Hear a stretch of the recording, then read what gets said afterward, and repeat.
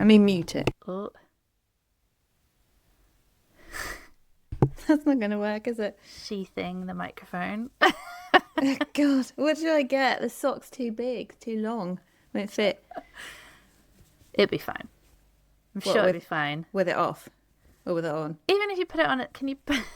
I feel like Sarah puts it on and just flops it over the top. Link it. Oh, like that? Yeah, like that. That's what Sarah does. I'm sure that's what she does. Can you still hear me? Okay. Yeah. It's not really over the actual. Hold on. That just looks so ridiculous. Right, hold on a minute.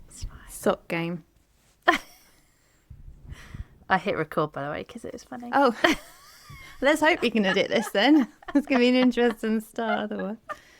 God. I feel nervous for some reason. This is like the first episode I've recorded in ages.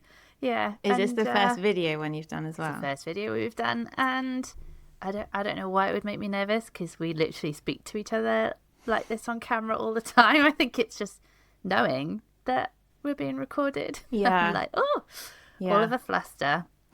Welcome to the Bookcast Club, a podcast for readers. I'm Jenny, your host for today, and I am joined by friend of the pod, Sarah, not Australian Sarah, from the YouTube channel Your True Shelf. Welcome back to the pod, Sarah. Thank you for joining me. Thank you for having me back. People on YouTube will have noticed that we are live recording this, which is a first for this podcast. Very exciting. People won't know that we've got a YouTube channel. We do have one, and I post the episodes up on there, but they've normally got just static images. So we thought, as Sarah is on YouTube anyway, and I did used to grace YouTube with my face years ago, that we would give this a go. But we're heavily reliant on technology, so I'm really hoping that this works.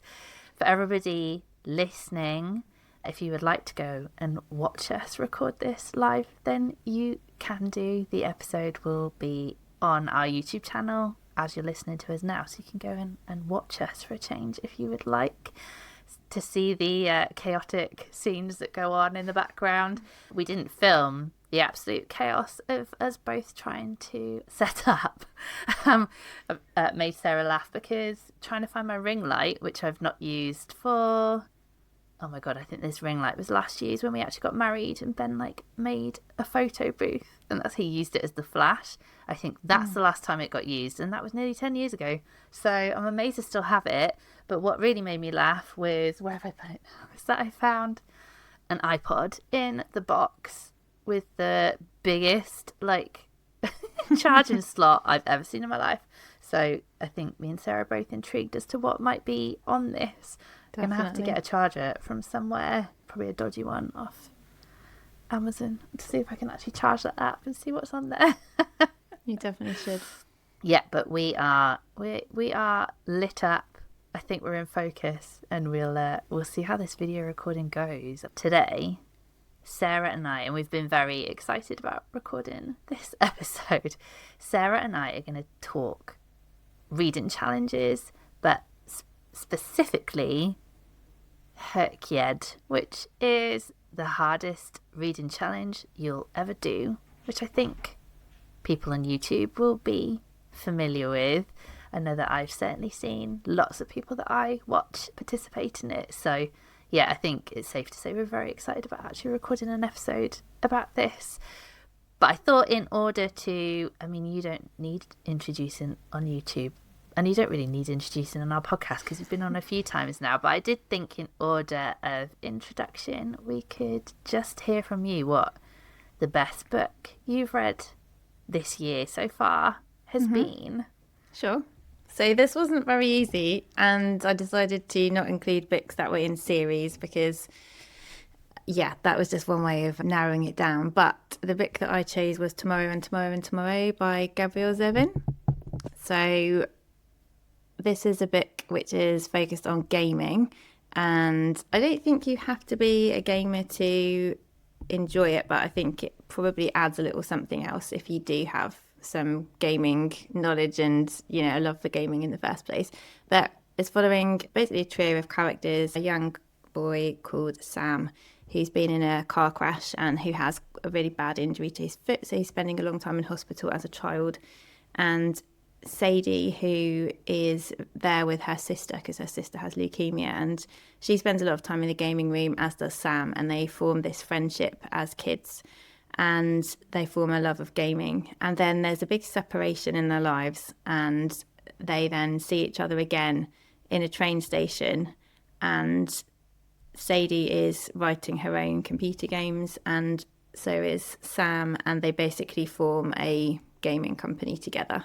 And it's about sort of what happens there. And there's a third person called Marks who joins at that stage, and it's kind of about this sort of friendship that they have, really close friendship between them, the ups and downs, what it's like being sort of game developers, and there's grief, disability rep, lots about different cultures and stuff like that. And yeah, I just absolutely loved it to bits. Have you read it?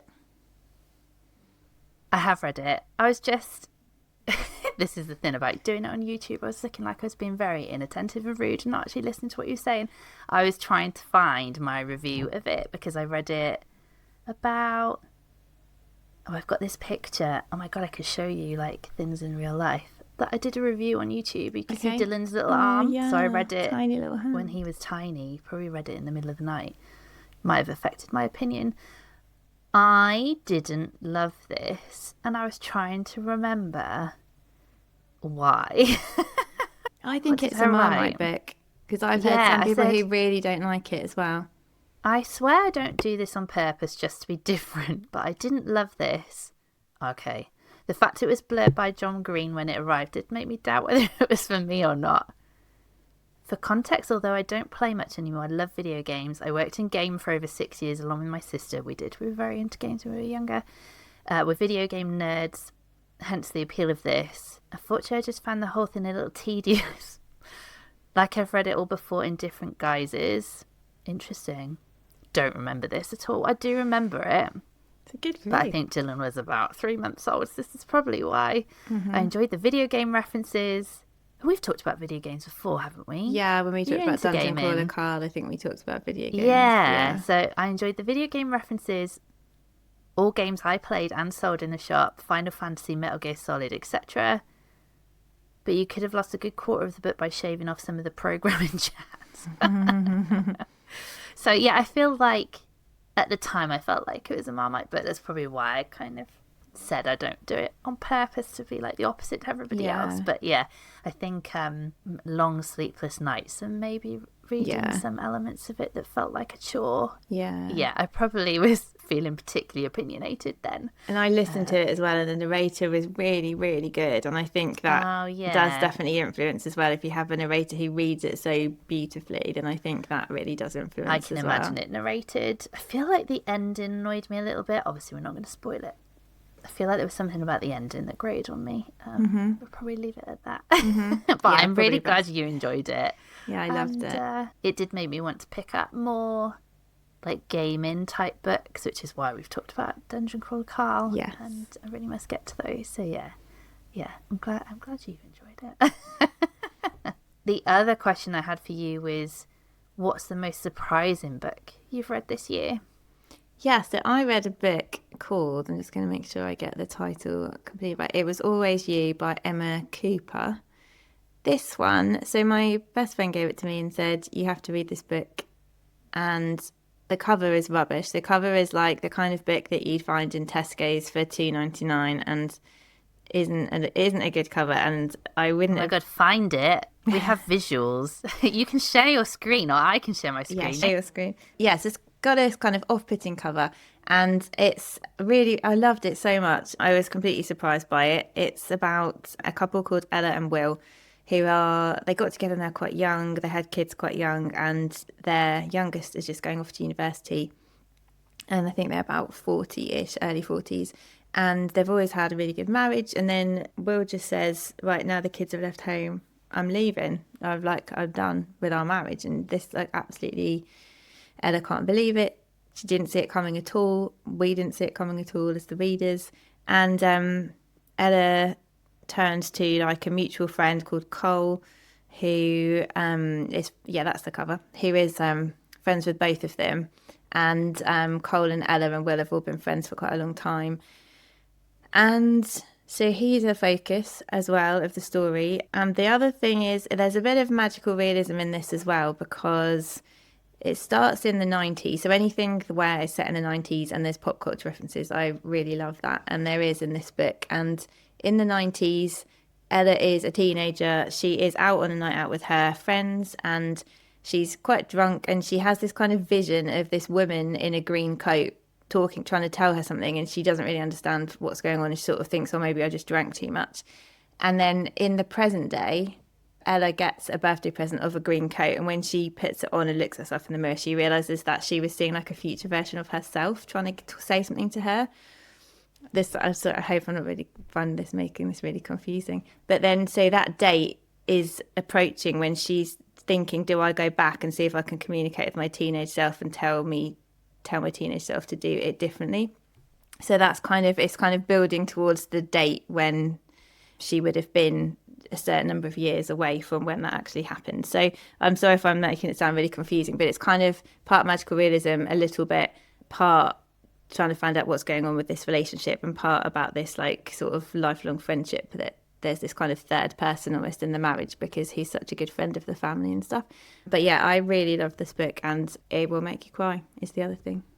So it was a complete surprise, and I'm really glad that my friend told me to read it because I never would have otherwise.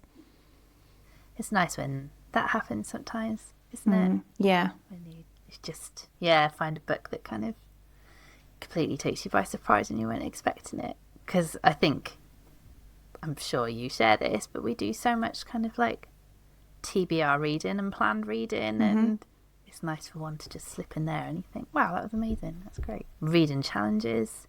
You and I have at least touched on reading challenges in the past. But we're doing a whole episode today, which I'm very excited about. I first came across reading challenges in the form of 1001 books to read before you die. And I don't know how long ago that was. That probably predates me being on Goodreads, which was at least...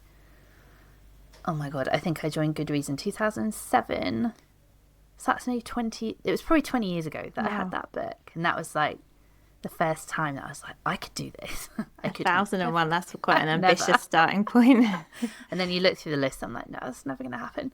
So that was kind of like my first foray, not really, into reading challenges. And then I think because we've both been on YouTube, there's a lot of reading challenges that come up that people set, that people take part in. But I mean, they can be as simple as setting a target on Storygraph or Goodreads. I haven't set. Have you set a book target this year? Yeah, one. A target of one. Yeah, I think we've talked about this, takes the pressure off. You don't keep getting told you're behind. You're like, woohoo! Yeah, so just one, and then I do it in a couple of days, and then I don't have to think about it anymore. And then you feel great about yourself. Yeah. I haven't set a book target this year. I mean, it never really bothered me, but I never hit it. Occasionally I would. I think I used to set it like 50, then maybe I used to set it at 35 to make myself feel better when I could actually achieve it. So this year I just didn't bother setting one.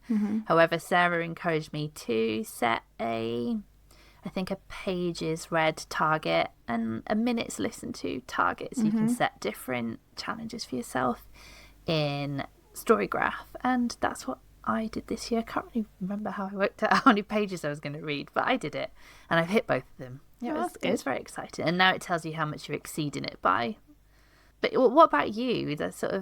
How did you get into reading challenges? I think the first one I came across was on Goodreads. There was something called the Seasonal Reading Challenge, and that's still going, but it has like a really complicated point system and stuff. So there's all kind of spreadsheets, point systems, like for each prompt there's like a 1-point version, 2-point version, 3-point version, that kind of thing. And I love like geeking out over spreadsheets and numbers, especially when it comes to book challenges. So that one I started, and I never sort of went the whole hog, I don't think, and did it. But I like sort of picking prompts. I think I've always enjoyed picking books by prompts, because it makes me think, oh, I haven't even thought about picking that book up off my shelf. Let's give that one a read. And I would have kind of glossed over it before. So I quite like doing that. So I've always been sort of attracted to reading challenges. But then definitely since being on YouTube and part of the booktube community, there's, like you said, there's so many challenges that you could sign up for everything and then you'd probably stop reading because it would kill you. Yeah, give up quite quickly. Yeah, but there's just a reading challenge and a readathon for most months as well as the year-long ones as well. So I just think they're really good fun. I don't think they're for everybody because some people just love mood reading, but I love a challenge and I love like ticking stuff off. That's just, something I enjoy. So yeah, reading challenges are good for me, I think. I love making a list. Yeah, making a TBR. Yeah. I used to run one years ago now because I've not been on YouTube for probably like 8 years now. But I used to run a gothic fiction one in October. And that was it was simple enough. You just read as many gothic fiction books as you wanted in the month. I did not have a complicated point system or a spreadsheet. It was very straightforward. But yeah, I think I'm a list maker. So anything that involves like creating a list, I absolutely love. Why do you take part in them though? I guess I just find them fun. I think if you don't find them fun, you probably shouldn't be taking part in them because they'll just stress you out. I like I said, finding the hidden gems that I've had on my shelf for ages. I like the kind of community spirit of seeing what other people are reading, what other people are ticking off as well. And yeah, I just think it's a nice thing that kind of brings people together in like a shared interest as well. So yeah, just all of those reasons. And yeah, getting to geek out over numbers and books. I mean, I can't deny that's definitely a part of it as well. So yeah. I haven't taken part in reading challenges for a really long time, and I've already alluded to why, is that I love to make a list. I think I might have mentioned, maybe I haven't mentioned on the podcast, but I suspect I have ADHD. It's gone undiagnosed a very long time, and I bloody love a list that then I just do not complete, and I start resenting it, and I start pushing away, and I just stopped doing challenges for that reason. However, the two that I've done over the last year, which have both been recommended by you, I've really loved because they're very structured and then they're also not. So HRCYED, for example, which we'll go on to talk about, in a way is super structured, but in another way it's kind of not at all because there's so many options. And I think some of the reading challenges that I've tried to participate in, they're so prescriptive that I just really don't. I lose interest really quickly, and especially if I get behind, I'm like, then I won't bother. So I do find them fun. Certainly the two that I've been taking part in, I find really fun. I'm really enjoying the fact that it's actually got me reading books off my bookshelf, like books that I actually own. Again, this might be an ADHD thing of always just wanting new stuff and buying new stuff, and like literally piles and piles of books that I own that I just am not interested in, and I don't know what it is in my brain that does that. That once it's on my shelf, I'm like, no, shiny new things much more appealing. But it's been really good for making me like shop my bookshelves, which I'm really appreciating. I've been saying I've wanted to do for years, so it's nice to tick some off that I like on my physical TBR. Huge. Exactly. I love doing that as well. I find that really satisfying. Yeah, it is satisfying, and maybe that's what I needed. Maybe I needed to score some arbitrary points to make me do it. And I'm like filling in my little spreadsheet. I'm like, oh, this is very satisfying. So yeah, I'm enjoying myself. But what challenges are you taking part in this year? I think I'm doing two of the ones that you were also doing, but I think you've got some more. So I'm doing 3. I'm doing HRCYED. I'm doing TBR Spin, which is I think the 2 that you're doing. And I'm also doing, so there's a channel on YouTube called Ben Reads Good, my friend Ben, and he has his basically year-long Ben Reads Good reading challenge where there's just one prompt per month and they're just fun prompts. So you don't have to do them in that month. Like if you got behind stuff, it still says complete when you've done it on the Storygraph challenge. But yeah, they're more specific in a way, because it might be like, well, one of them's like read a book with an ugly cover. I mean, so, you can... you can interpret that however you wish, but there's other ones like read a book that's previously been a Women's Prize winner or nomination for in that season, and there's a Booker one. And so there's sort of ones that are more list-based, but then there's also ones which are freer, like The Ugly Cover. Well, there's one like Read a Book About Brothers that's coming up. So some of them are more straightforward than others, but that's a fun one as well. Do you shop from your shelves when you're trying to find books for those prompts? Yeah, because I don't see the point of doing a reading challenge where you have to just buy a load of new books specifically for the challenge, because then the whole point of me wanting to do the challenge is to read my shelves. So if it's like something that's super specific that I think I definitely don't have a book like that, and there's lots of those, then I don't really want to be either reading something that's of no interest to me to take a prompt, or to be buying stuff when I think, well, I've already got loads here, I don't need to buy any more books specifically just for a prompt. We're going to move on to HRCYED now. And I've put Sarah leading this section because, you know, I write the plans for the episode, so I was like, Sarah can explain this one. That's fine. No problem. So go on, introduce us to it. Yeah, so just again, it's for the hardest reading challenge I'll ever do. It's designed by someone called Cordy, who I'm sure you'll link her channel in the description box. So she has done this for 2 years running. She's made up this challenge herself. And the reason that I came across it was because Sarah Freshley, who also runs TBR Spin, she does a lot of reading sprints. And one day I was doing reading sprints on her channel, and somebody in the comments mentioned they were reading something for HRCYED, and we were all like, what's HRCYED? We all like Googled it. I saw it and I thought, oh no, there's no way I'm going to do this. It's way too hard. And then that was the end of that. And then Sarah decides she's going to do it and makes a whole video about it. And I was like, oh, now I want to do it. So I'm going to do it. And then I was like, my friends were saying to me, but you keep saying you're not doing any more reading challenges this year. And I said, I know, but this one's too tempting. And so that was in June. So I started HRCYED 1. I did modify a couple of the prompts to make them work for me a little bit, because some of them I knew that, because my life's quite busy, I knew that some of them would need a little bit of modifying. And then I didn't realise that in July, HRCYED 2.0 was coming out.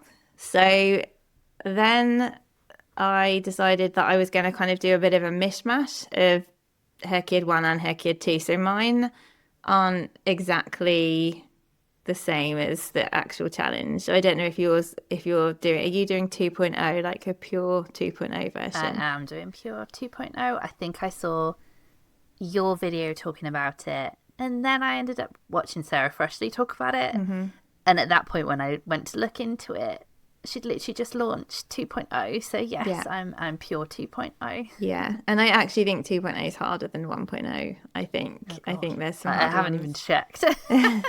Yeah, so mine's sort of a bit of a mishmash. And then Sarah Freshley also made some awesome graphics on Canva for all the challenges, and she shared the link for those. She was happy for anyone to use those. So I have based some of the challenges. We're not doing all the same challenges, so I've made some new ones as well. But doing the graphics, I just find has actually made it even more fun, because when I do my YouTube videos, I always put the graphics up on the screen so people can see like what books I've done for each prompt. And I just love doing that as well. I just find that really fun. So that's another level of geekiness again that's added more joy to my HRCYED experience. So yeah, it's really good fun. And I'm at the point now where I think I'm going to be able to tick off more boxes, because I've only fully completed one square at the moment, but I'm on the verge of completing a whole load of squares, which is nice. Exciting. You can change the colour of your boxes. I can. So HRCYED it's almost like lots of challenges within that whole challenge, isn't it? So I know when I first looked at it, I thought, oh my God, this is even too hard to get my head around. But actually, the more time I spent with the spreadsheet, the more I have got my head around it, and the more I've watched Sarah actually. Oh my God, there's so many Sarahs on this podcast are being talked about on this podcast. There's too many in the world, to be honest. Like, our parents are highly unoriginal in our name choices. Sarah Freshley, watching her videos has helped me understand how it works, and obviously watching the introduction videos to it, like I have got my head around it. But it is like challenges within challenges, so I thought we could share some examples of. Yeah. Do they call them Are they called challenges like within the chat or prompts? I don't know. I don't know what they're called. I don't know. I call them squares. Like I say, like how many out of for that square that I've done, like I guess. Your bingo board square. Yeah, my bingo board squares. Okay. Yeah. So should we share a few of them? Sure. So I can share. I've got my board in front of me. Go on, give us some examples so that people get an idea of how it works. Okay, so for instance, this is a nice straightforward one. So there's the seasonal book square where you have to read a book set in each season of the year, but you have to read it in that season. So if you go, oh God, it's autumn and I haven't read the summer book, then that's kind of a fail for that square. So yeah, that may be a HRCYED one. I don't think I have that one. Then we have, let's have a look what other ones we've got. So we've got again, we've got one called By the Hundreds, which I think is from 2.0. So By the Hundreds is where you have to read a book in, the hundreds, 100 pages, 200 pages, 300 pages. You have to read, 7 books that have got between in the 100s, the 200s, all the way up to the 700s, if that makes sense. And I don't know if I'm explaining that very well. I have a plan for my 700-page book that probably won't happen, but there we go. What's your plan? What's your plan for that one? My plan is Our Share of Night by Mariana Enriquez. I think it's 720-ish. It's a big boy. Good. Yeah, I'm just looking through my squares. I think I've done my 600s. Well done. Because that was Iron Flame. Can't see the square now. I've got so many squares for everything. Yeah, I'm pretty sure it was 600s that I've got for that one. So, and one of my other favourite ones is to pick a book and read it, obviously. Look for 3 authors which have blurbed that book and then read a book by each of those authors. Ah, okay. So I like that one because it makes you have to actually plan that one because obviously you want to pick a book that you already own, ideally books by the 3 authors who've blurbed it. So I did manage to do that. So I've done, the main book and one of the blurbed authors for that one. So yeah, that's quite fun. So they're quite creative. The prompts that she's made, they're really creative. They're really fun. Oh, and the new releases is one of my favourites. I love that challenge, which has changed slightly. So I think in HRCYED 1, did you have to read it in the month of release? You had to read it within 30 days because then if it's released like at the 28th of the month or something, obviously you don't have 2 days to read it. You still have 30 days. Now it's 60 days, isn't it? It is 60 days now, which is easier and working better for me. Yeah. I would never keep up otherwise with that one. Yeah, I think that one's really good fun because I tended to never read new releases. Mainly just because, one, I kind of go off books if everyone's talking about them, but also I don't really want to spend £25 a month on a hardback book normally. So what I'm doing is I'm using one of my Audible credits every month so I can get a new release when it comes out with the cost of a credit rather than £25 in a hardback. So yeah, that's what I'm doing. I'm either doing that or I've got a few like NetGalley arcs to read, which also counts. I was going to share the official spreadsheet if I can get my... Do you use the proper spreadsheet? No, I haven't. I think partly because I'm not doing the exact challenge, but also because I've forgot the graphics I'm using. Let me share. I have looked at it. I think the whole website that she's made is fantastic because she's put so much work into explaining all the prompts as well. Can you see this properly? I can't see myself anymore, so I'm hoping I can't see all of it in one go, but I can see it completely fine. So if I scroll around, you can see. So it's got lots of tabs at the bottom, which are all the different, squares. But essentially, you can click into the spreadsheet. Oh, add the pictures in. It's beautiful as you read them, and then if I show you just as an example, if I click it to say a finish, you go back here and it's made it green. That's very it's clever. a thing of beauty. I don't know. I feel like she said that someone helped make it, or maybe she did it, but yeah, it's quite impressive.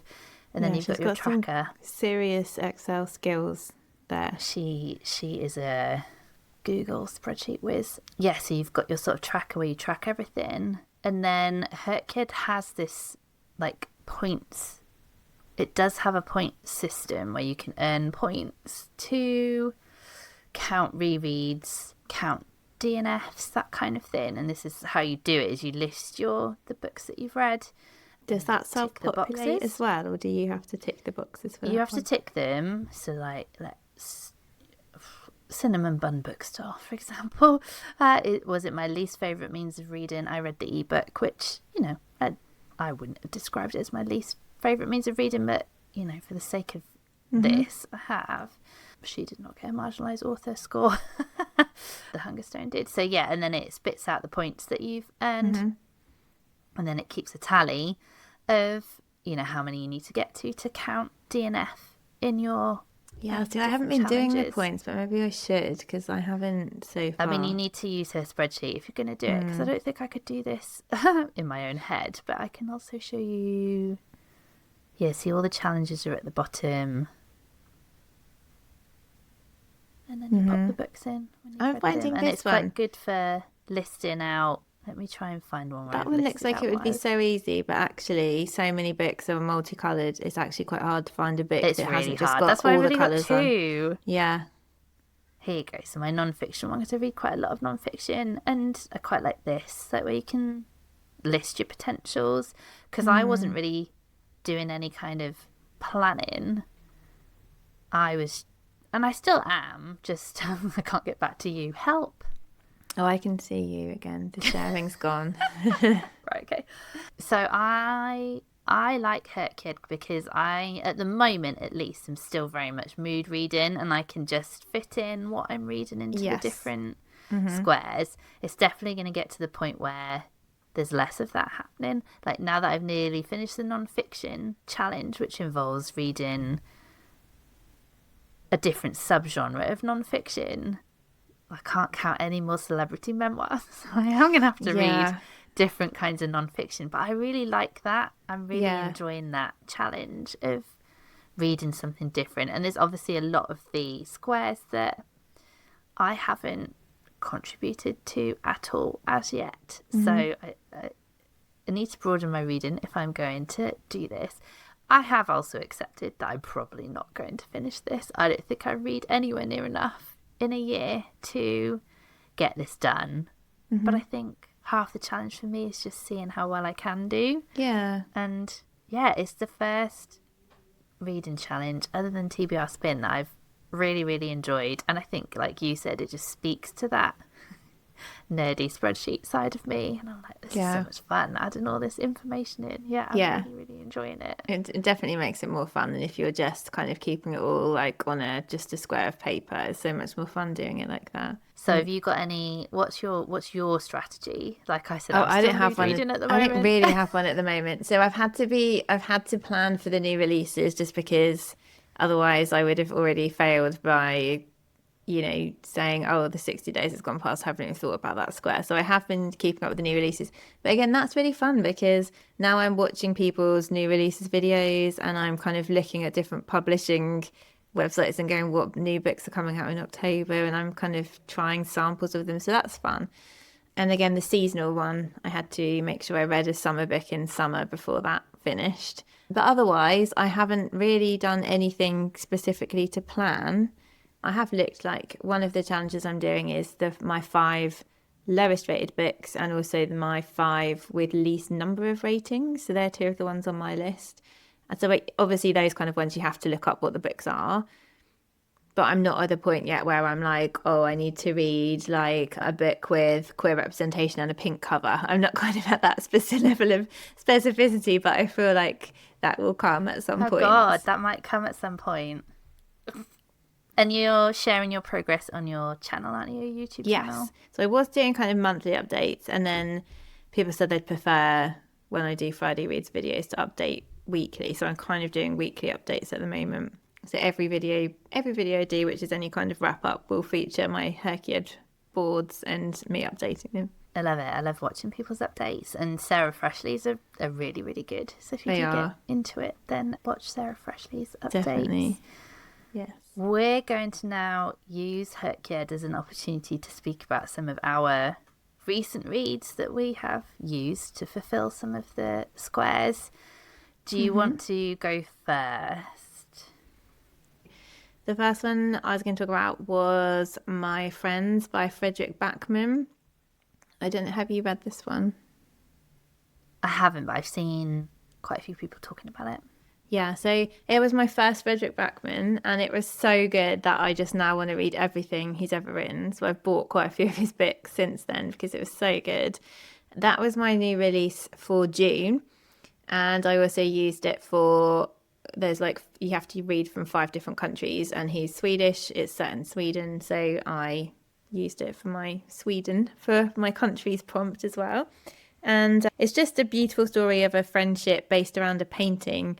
A girl who's been in the care system has had a postcard of this painting her whole life. And then the original painting comes up for auction. And it just so happens that she comes into contact with the artist of the painting. And she understands it so well that he wants her to have it.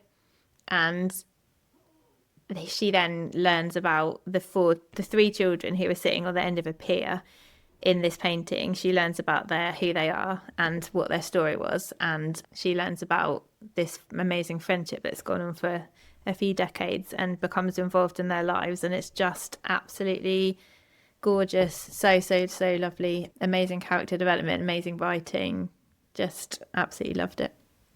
So that was a fantastic start to my new releases. And sorry, you've probably just said this, but which prompts did you use it for? New releases and Sweden, like for reading around the world. Yeah. Mm-hmm. Yeah, I don't think there is a reading around the world. You've got continents, I think, haven't you, in yours? I think you've got reading the continents. Yeah, I think so. Yes. So I feel like Antarctica's on there. Everybody keeps saying that's really hard. I can't find a book like based in Antarctica. Bizarrely, I read one. This now, trying to remember if it actually is. I read that business book called Our Iceberg is Melting, and that was set that I'm not doing that prompt, so I could have done it, but I'm not actually doing that challenge. It's not on my board. Well, I'm talking up my arse now. I've got Claire Keegan's Antarctica, but I've got a feeling it is not called that because it's set there at any point. Haven't read it and now not been able to remember. I'm trying to remember if Dark Matter by Michelle Paver is set in... Oh my god, don't test me on my continents now. Which one's north, which one's south? So isn't Arctic is north, isn't it? Like, I bet it's set in the Arctic and I can't use it. This is why everyone's saying it's really hard, so... Yeah. Yeah. Do you have to do all the countries? No, gosh, How many do you have to do? I think you have to do one for each continent, don't you, for yours? One for each continent. I think so. And mine is just 5 different... It's 5 countries, so the author has to be from there or it has to be set there, but it can't be UK, America, Australia, because they're too easy. Okay. I don't know about Canada. Sense. I think it can't be Canada either. So basically making you read less common countries. My first book that I'm going to talk about, and I'm pretty sure you've read this recently because I've seen it on Storygraph, is... Lord of the Rings, A Fellowship of the Ring. Mm-hmm. Now, this is a reread for me, so I cannot count it until, I think in HRCYED 2, you can count a reread when you've read 10 new to you books, or when you've scored enough points on that points tracker that I showed you. This I borrowed from the library. I borrowed the audiobook, and I don't know when these came out, but they're fairly new. Yeah, I did the audiobook from the library too. Yeah, the Andy Serkis narrated audiobooks. Oh my god, it was so good. I don't remember enjoying the book as much when I read it, but yeah, I gave it 5 stars. I absolutely loved it, and he's so good in it. I mean, I didn't expect any less, but you know, when you listen to books that are narrated by lots of different people, and you're like, oh, there's a whole cast of people, and it really made it. Oh my god, he's so good at just doing like all these different voices, and I really, really loved it. And the songs. He does all the songs. The songs. Oh my god. I remember the songs. And Tom Bombadil, my lord. Tom Bombadil, yeah. I gave it 5 stars. I feel like, I originally read it ages ago when the films came out. That's how old I am. And I remember probably those bits annoying me slightly, but you know, when Andy Serkis is singing and being very jolly with it all, I loved the whole thing. I'd forgotten, because it was a highly anticipated moment for me, that Gollum doesn't actually speak in the first book. Yeah, I was waiting for him to do Gollum. And I was like, oh no, it's not going to happen in this one. So I don't know how long I've got to wait for the second book. The waiting list. Yeah, I should probably put mine on order. And you also only I did mine like when I was getting near the end. Yes.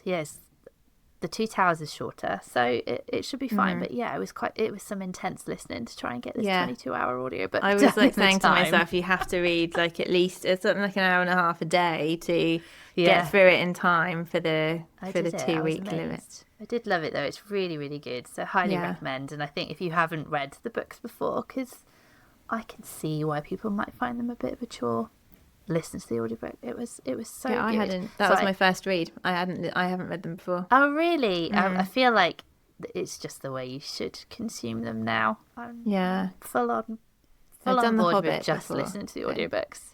Yeah, The Hobbit I've read a few times, like physically, but and I never finished the trilogy, so I'd only ever read the Fellowship of the Ring.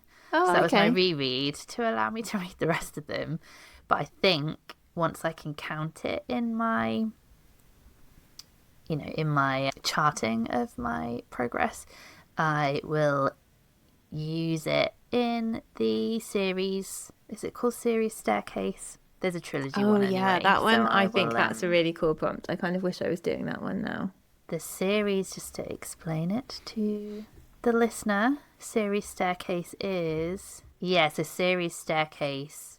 You read a solo book, a duology, a trilogy, and a series of 4 or more.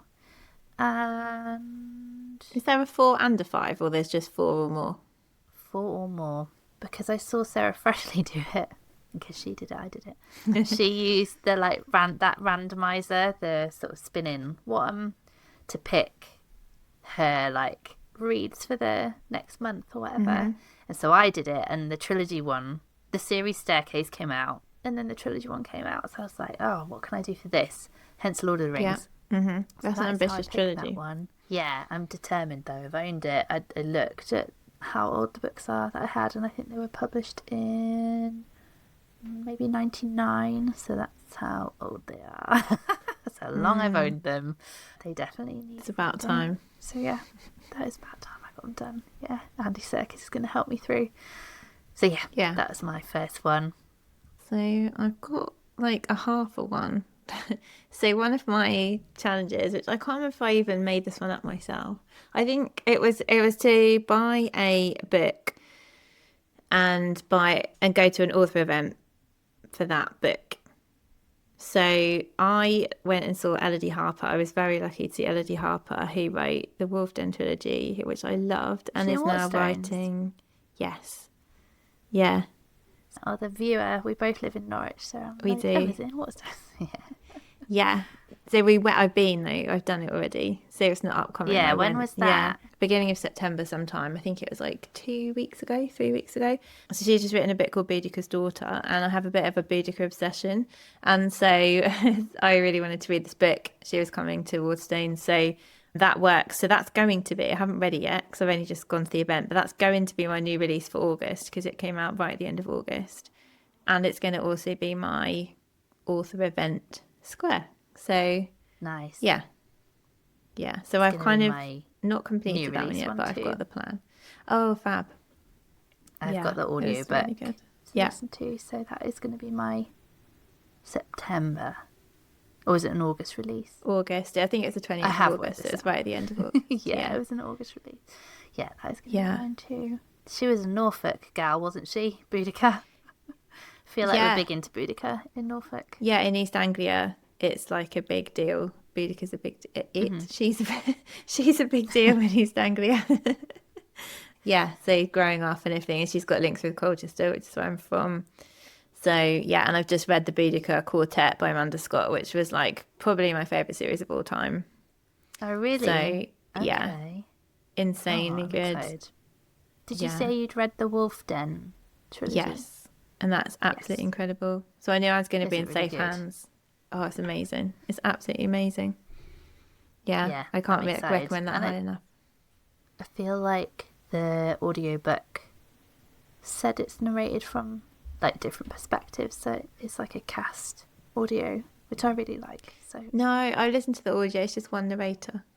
Oh, is that what you mean? Yeah. Sorry. Jenny. What are you talking about? No, I listened to them all, and I wish I owned them. I'm going to have to buy them at some point because I love them that much that I want to see them on my shelf. Is that the Wolf Den one? Yeah. Sorry, are It's you the talking Boudicca about one. Boudicca's daughters? Which one are you talking about Yes. was the cast? I'm talking about Boudicca's daughter. Oh, I'm sorry. Yeah, sorry. The Wolf Den was one narrator, but I'm sure you're right about Boudicca's daughters. Sorry. I'm probably not. Got the I'm wrong not end of going the to look it up. stick. Let's just pretend I'm right. Okay, so my next one that I'm going to talk about is, and I read this for, you might have seen it when I was sharing the spreadsheet, the pink, the like rainbow challenge. It was the pink square, and the by the hundreds. Is that what that one's called? I feel like this one was my 400 one, and that was the Tarot Reader of Versailles by Anya Bergman, I think her surname is. I think she wrote The Witches of Vardo, which I haven't read, but it's also on my TBR. This one I picked up because I might not have mentioned this, but I bloody love Marie Antoinette and Versailles, so anything to do with her, I'm like all over it. And I'd gone into Topping and Company in Ely, and it had been on the table. It was a new release when I went in, and I got it from the library, and I enjoyed it. I didn't love it, which was a shame. It's about one, a tarot reader, and two, I think she's a clairvoyant, two women that like come together in Paris and set up this business essentially, but they end up being the clairvoyant and the tarot reader for Marie Antoinette during that whole period of,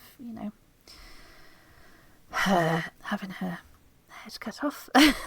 And I just, anything about the French Revolution and Marie Antoinette I'm totally into, and I don't think I've read any fiction set in that time period, so I did enjoy it. And it's it's a fairly chunky historical fiction, but maybe there was just something a little dry about it. Okay.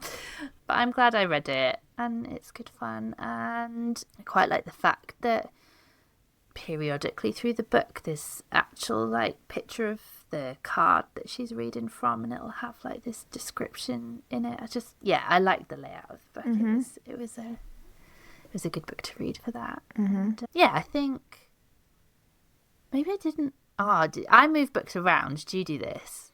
I'm like, actually, I'm going to move that one from this. I don't know if I don't know if we're allowed. Are we allowed? I think maybe we are. I don't know. I mean, sometimes I break the rules. I'm sure you're supposed to just set what you're doing, but I definitely change things around because I think oh no, maybe I've cheated and it's in 3. Oh no, I haven't used it in the hundreds. I've used it in the queer alphabet square in HRCYED 2 as having a bisexual, pansexual relationship in it. Yeah, so that's what I've used it for. That and the pink. Using it as the pink cover.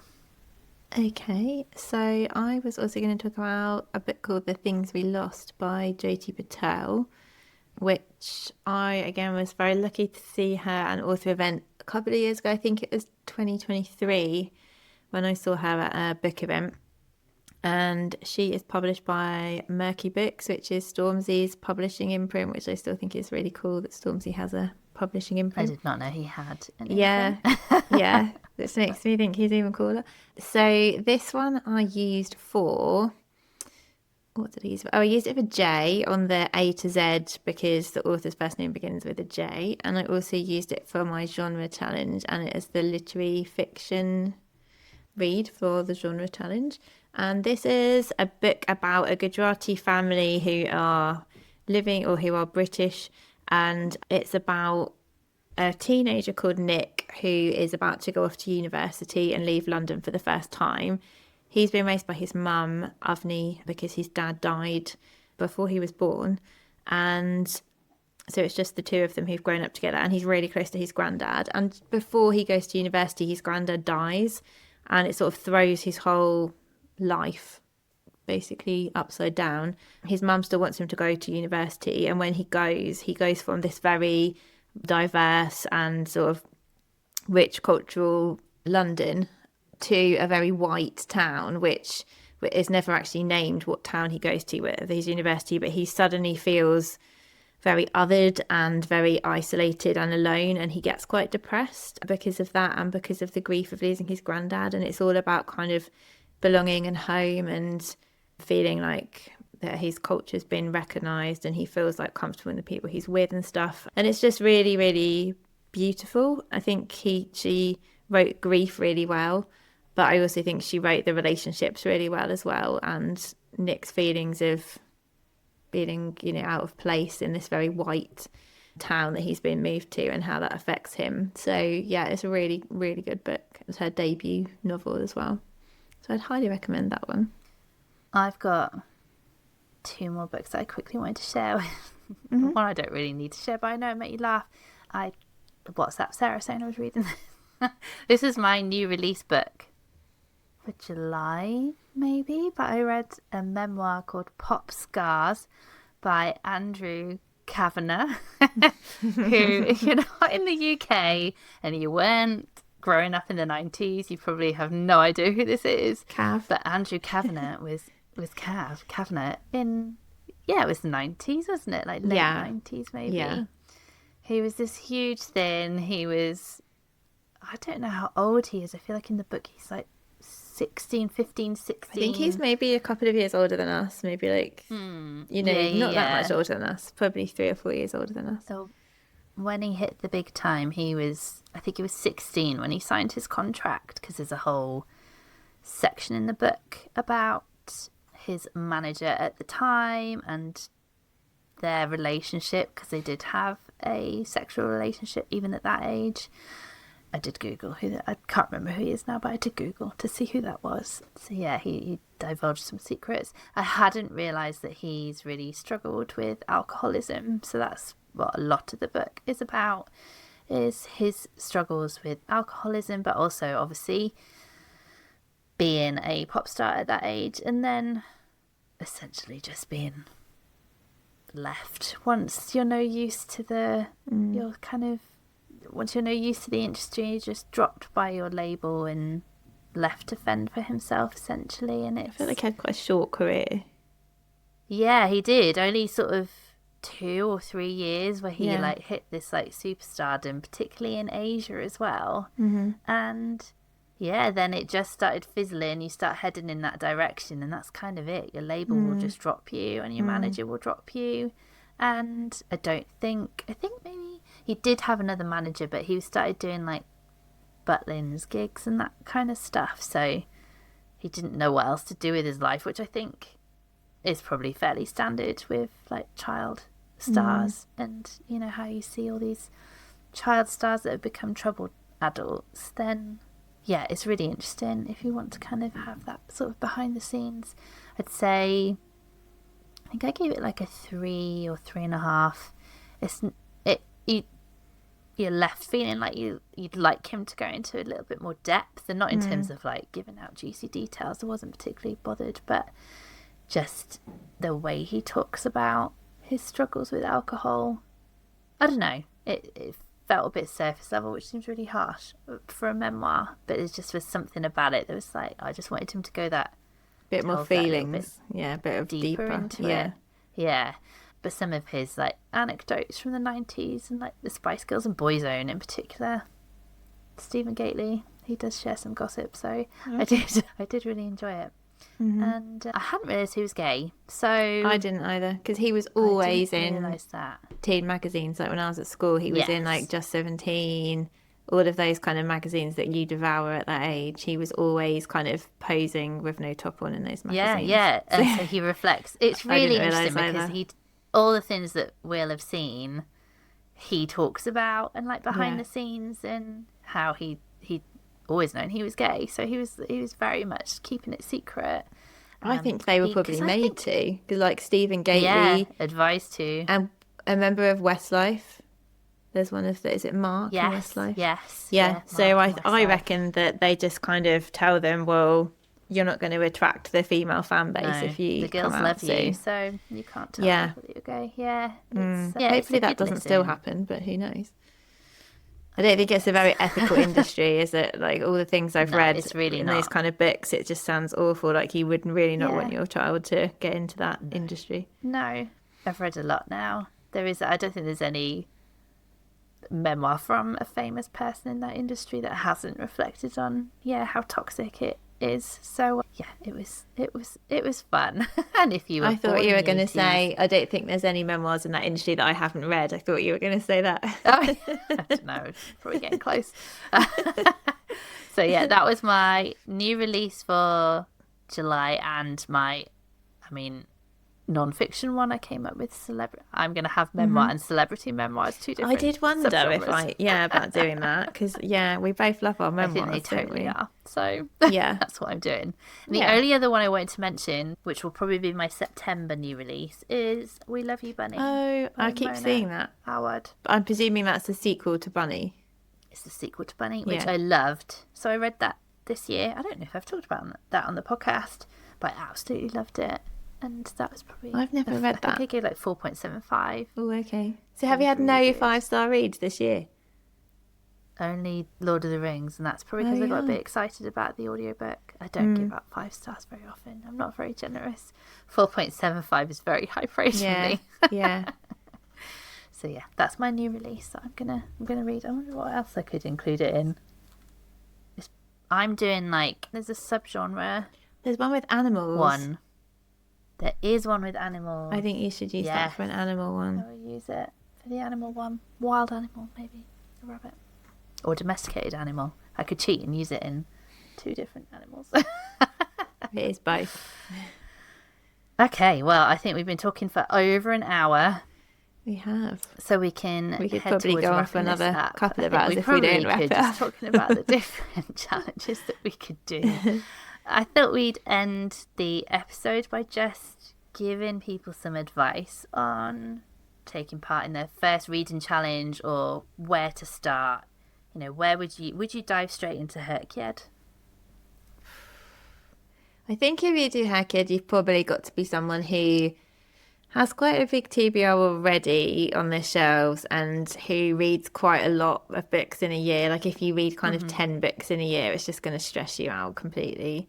So maybe not your first challenge as HRCYED, but if you want to find them, there's a whole, just a little on the bottom of Storygraph, isn't there? There's a whole challenges section where people from all over the world have made up their own challenges, and you can join any of them. So I think that would be a really good place to start. But I think the main thing is make it one that's fun, because if you take it really seriously and you're really stressed about it, you're just going to feel like you've got reading homework all the time, and you're going to lose your reading mojo and you're going to go into a slump. So I just think approach it with something that you are excited to do, not something you think, oh, I better do a reading challenge. Make it something you're positively excited about. Or TBR Spin, because you can pick up TBR Spin at any time of the year. So that's also a really good one, I think. TBR Spin's really good. We didn't explain how TBR Spin works, did we? This is one I've taken part in as well. But you essentially pick 12 books at the start of the year. Right, I started partway through, so I picked 8. But it's 12 books at the start of the year. And then Sarah freshly chooses a prompt each month, and you pick from that stack. So it's a really good one to read stuff that you already own. Yeah. And I think if one of the books can't fulfill the prompt, then you swap it out for another one off the shelf that does. Yeah. Yeah, it's a really good one. Stack and of a really good one to not feel too prescribed either. 100%. Yeah, because you choose your original 12. So you get to say, I'm really excited about these books, or do I really want to read these 12, or these are the ones I've had for the longest. So you can do it however you want, and then they're your 12. So it's really fun in every January to pick your 12. And she does live shows, pick your stack, for each spin of the wheel to pick a prompt as well. Yes, which is also really good fun. Yeah, that's a really good one. So another one I wanted to recommend, because she came on the podcast maybe a couple of seasons ago now, because it was me and Chris that did an episode with her, is Christine, who runs the Gilmore Book Club. So again, that reading challenge is not unique to Christine. Loads of people have tried to do it, and there's loads of spreadsheets you can find of all the books that Rory Gilmore reads or has read, or references in Gilmore Girls. But Christine's Instagram's really good and her website's really good. So if you want motivation to do that challenge, I recommend listening to our episode. That was a good episode. We did a book club of the Virgin Suicides, and then we chatted through the challenge. So that's a really good challenge. I mean, I wouldn't choose to do it because Rory Gilmore reads some beefy old classics that I'm like, no, I'm Moby not gonna do Dick. that. Yes, yeah, no, thank you. That's probably on the 1001 books as well. And I was like, no, I don't want to do them. I don't want to either. That would be my main recommendation, is don't do a challenge where you're like, I don't want to do that. Exactly. It'll Ones stop with you in your freedom. tracks. Yeah, exactly. You want ones with freedom. But yeah, I think that's it. Thank you for coming on, Sarah. Where can people find you? I mean, I can link you all over the place with us doing a video episode, but for the audio listener, where can people find you? Mainly on YouTube, which my channel name is Your Tree Shelf, and I'm also Your Tree Shelf on Instagram. I'm not that active on Instagram, so I always go for YouTube, but I'm also on Storygraph. I think I'm your_true_shelf on Storygraph. But yeah, they're the main posts main places even that you can find me. Cool. And you can find us, the Bookcast Club, on TikTok and Instagram, where we are at Bookcast Club. You can email us if you want to get in touch. Our email address is thebookcastclub@outlook.com. We have a newsletter. I always advertise this newsletter. It never gets sent out, but it's there. You can sign up to our mailing list. I will put the link in the show notes. And we do have a Patreon where we record a monthly bonus episode. You can have a free trial, a 7-day free trial of that to listen to our backlist. Or membership starts from as little as £2 a month. Like I said, bonus episodes. We are doing a book club this season, so you can participate in our book club. Personal recs, books in the post, lots more. Please go and have a look. And yeah, share what challenges you've done or are doing in the comments, or probably get into any that you recommend as well. So thank you for listening, and thank you, Sarah, for joining me. And Thank you. I'll speak to you very soon. Bye.